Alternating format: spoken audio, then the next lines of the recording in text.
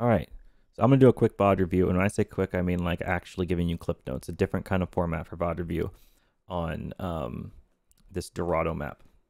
So what happened is I went and I did a VOD review already. I did it. It was like 50 minutes long. And I want to do a different kind of format. I want to try something else. So instead, I've gathered a lot of information. I'm just going to just spit it out. I'm just going to spit it all out. Pretty much going to go quick.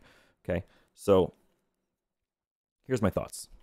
Right in the beginning, we have this strategy where we crouch walk underneath here. The issue is that we still had a diva, so they hurt us anyway. And even without the diva, if I was on a Zarya, the crouch walk with Ryan is still pretty loud, and with everyone else still pretty loud. And if we stop crouching here, then like it's so loud they can hear it. Like people up here, they can hear it. It's very loud. So is it worth crouching if it's just going to be heard anyway? No, we should just amp speed. So my idea is we go fast. Doesn't matter what we're like, whether we're playing like Zarya or Diva, we go fast. We rush up here. We push them out. We go this way. We bait them to dive on us. We try to kill the Winston as quick as possible. Problem right off the bat is notice how they're on double bubble against our comp, and in that case we can try to rush the Zarya, all right, but we're going to probably get dived on by the monkey and the bubble's going to go on top of us, which kind of brings me to one of the big things about this comp, right? So let's pull out the epic pen for just a second. If we are, and I know I'm looking at this guy, I'm just trying to have a blank canvas, okay? If we are sitting like in a spot and you have like a Zarya and a Zarya double bubble team over here, well, the monkey is going to dive like over here, for example. Okay, going to drop the bubble. All right, and now we're inside the bubble having to deal with monkey, and it's hard for us to walk backwards. If the monkey cut us in half in like our primary healer, like BAP is sitting like over here for some reason, then it's hard for BAP to heal our tanks through the barrier, so he can't do it. He like the flex support has to be inside of the bubble with us in order to be able to heal us on the Winston, right? We don't want to sit here and fight the Winston because we're going to take spam from this direction and Echo is going to be somewhere up in the sky shooting down on us. So too many different angles for Brawl to deal with is kind of why the double bubble comp is really good against us. And compare that then to if we were just on Brawl sitting here and you have a full dive stack sitting over here. Well, the whole team jumps over, right? The whole team. And sure, that is more damage on top of us. Like in that particular moment, we can walk backwards in that scenario, right? We can walk backwards and they can't really follow us as easily. Like we can get out of the Winston bubble and then they can't really follow us as easily. And as soon as they're done with their bubble resource, which is on a 13-second cooldown, then we're done stabilizing. We should be able to push back in, and we might even be able to speed boost all the way to the ultimate goal, which is kill Ana, right? That's kind of like what we can do against dive, and it's really hard for them to dive on top of the Brawl stack because of how much cleave their whole team would take. Like if they had a Tracer and a Genji and a Diva and a Winston and they're all kind of like on top of our team because they all tried to dive us. Well, now our Ryan's hitting a bunch of people, but in double bubble, we don't hit the Zarya with Ryan. The Zarya is so far away all the time. You know, we don't hit the Echo in the sky. They're just up there instead. So it's really hard for us. That makes it really hard. And that's why double bubble is really good against Brawl. That's why I don't really like playing Brawl into double bubble, and especially on this map in particular, I think that Winston comps are the way to go. So notice what they're doing, all right, with the double bubble comp. They've got, now this is ridiculous. You don't need 4 people up here, right? This is a little ridiculous, but I like their comp a lot, and I want to play this comp pretty much verbatim because Neo's great on the Genji. We got XZ great on the Ana, and then we have a Flyer, and then we have like double bubble is great. You know, it's awesome. We should totally have a Winston on top of this building. We should totally have like Ana Zarya chilling up here. This is great. We should do this. We should absolutely do what their comp is doing. And we don't instead. We just kind of do Brawl. I think that we have two other options here. We could go like full dive or double bubble on attack. Oh, and by the way, when I said what we should do what they're doing, what I meant is do that on defense. All right, on attack. We can also play double bubble on attack. It's a little bit harder. We have to still work on our Winston play, obviously, figure out who's doing that. But yeah, we could do double bubble. We could do full dive. But we could also do our ball comp, like our ball chaos comp. We could actually do that here. I think it has a lot of viability. So yeah, that's a possibility. However, if we're going to do that, then we have to keep in mind that a Winston-based comp on the other side is probably pretty good because then we're automatically just all isolated. So if we're going to do the ball-based comp, I think it's best if we run ball hog double flyer. Ball hog double flyer, like maybe Zen Mercy is what I'm thinking.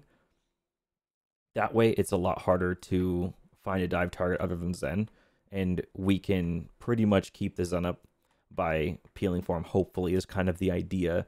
So they have to find our Zen to actually have a decent dive target. All right, and so that's another possibility. I would like to not play Brawl on this map and attack anymore, except as like an extreme alternative where other things just really aren't working and we have to try something else. Then I don't mind it, but not as a primary strategy. So no more of that, okay? I'm not actually going to look at this game. Pretty much what happens here is we get stuck underneath a lot of Winston bubbles. That kind of screws up our healing. It's a bit of a comp diff, and that's basically the clip notes. So I'm not going to really even go into it a whole lot. I don't even need to like fast track the timeline over to the, well, I'll do it anyway, just so you can kind of see. So we change up comps a little bit here, and now what ends up happening is Fig goes to Orisa and comes up here. Okay.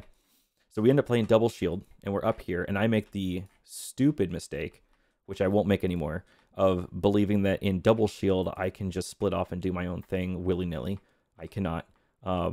The reason we lose first fight is because I overextend over here, and they TP up and just pin me, and I lose.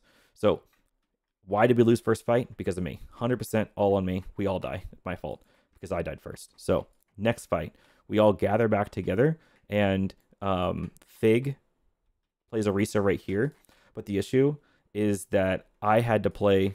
I didn't have to. I did. I played over here, kind of playing as though this was the finish line of the round, even though it doesn't finish because we're in a scrim. So I was kind of like, I don't know, my mind wasn't in a great spot. I was just like, we're just playing Overwatch. That's the end. I'll protect this. So I played down here away from my Orisa. Again, another mistake. I think in double shield, really, you do have to play together, right? And I wasn't doing that. I wasn't playing with my Orisa.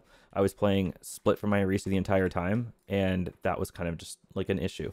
I want to say that on first point, I was the biggest problem. I think I was, honestly, just the biggest problem.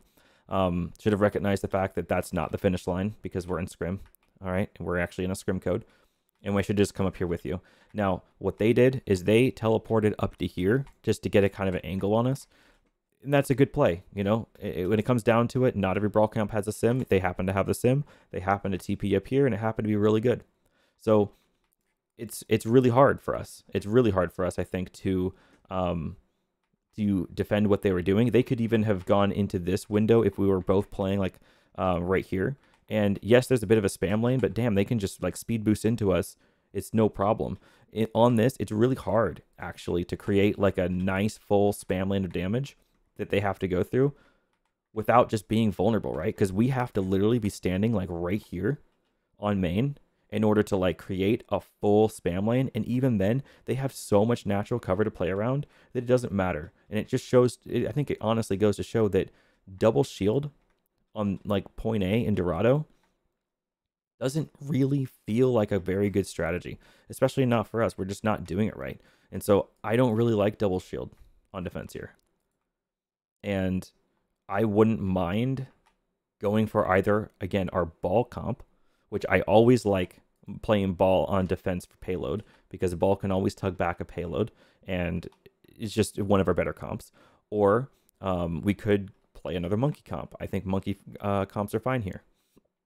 And like I said, I would love to do our double bubble just like how they did, where they have a monkey on here, drop and come back up as necessary. Monkey can respond to a TP over here or a rotation over here by jumping onto it. Has bubble ready. Monkey can respond to us going under secret by just jumping over here as a soft dive, going back.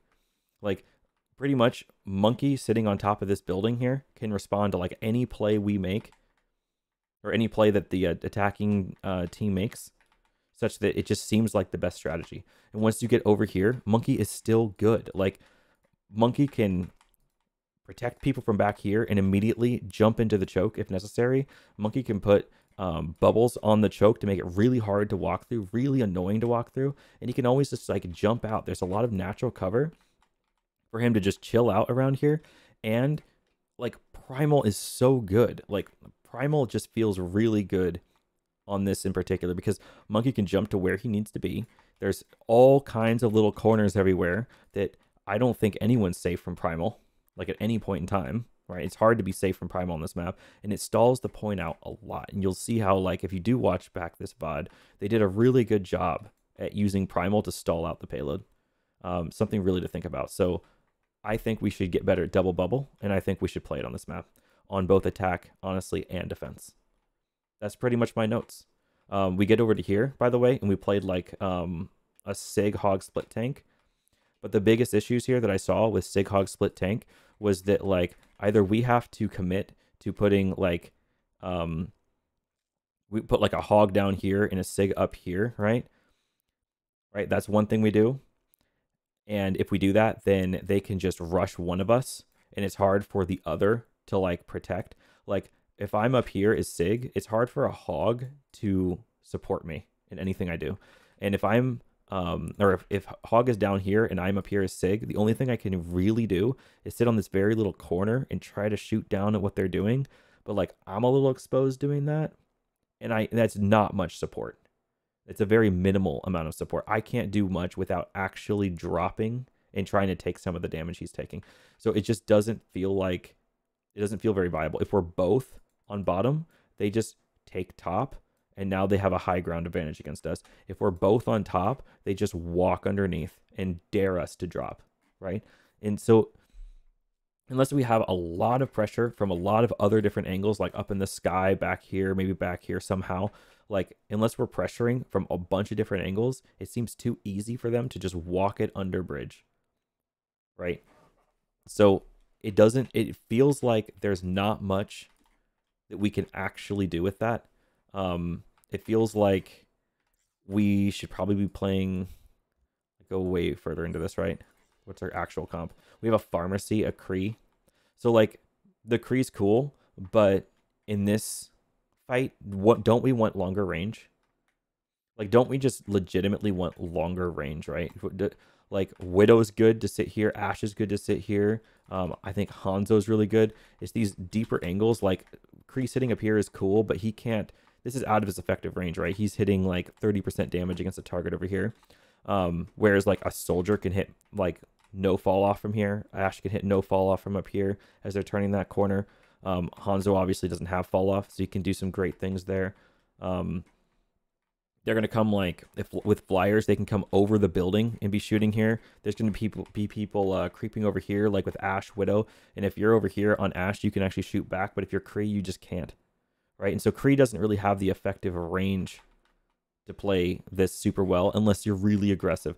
Like, if you're coming over here, then you can start hitting backline as like a team walks this way. But really, that's the enemy team just not taking advantage of tools that are not too difficult to use to get rid of your position, unless they really just don't have any high ground presence at all. But, you know, it's not hard to have it. They have Symmetra, so they can just teleport to high ground. They have Diva, they can come up. They have Bap that can just fly up. They have Junkrat that can just mine himself up. Like, doesn't seem to be any problem for them to find the high ground. And so really, I don't think the Kree's a good choice. I think you need more range. I think that every other hero pick seems fine.